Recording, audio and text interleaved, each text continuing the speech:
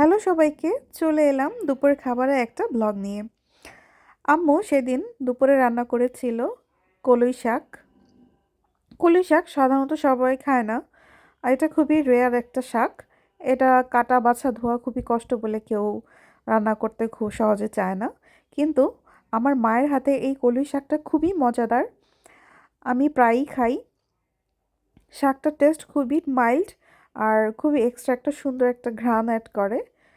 তারপর আমি নিয়েছিলাম অল্প একটু ভাত, যেহেতু ভাত শেষ হয়ে গিয়েছিল শাক দিয়ে খেতে খেতে। তারপর আম্মু আমার ফেভারিট ফলি মাছের কোফতা তৈরি করেছিল।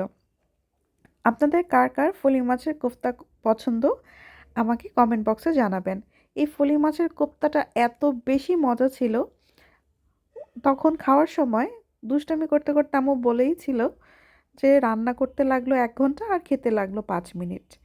সত্যিই তাই, কোপ্তাটা এত বেশি মজা ছিল, আমি শুধু খেয়েই যাচ্ছিলাম খেয়েই যাচ্ছিলাম।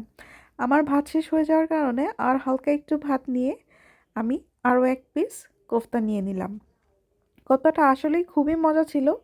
আর 2 পিস কোফতা আমার একদমই হয় না, আমার আরও কয়েক পিস কোফতার দরকার ছিল। কিন্তু এই পর্যন্তই, বাই।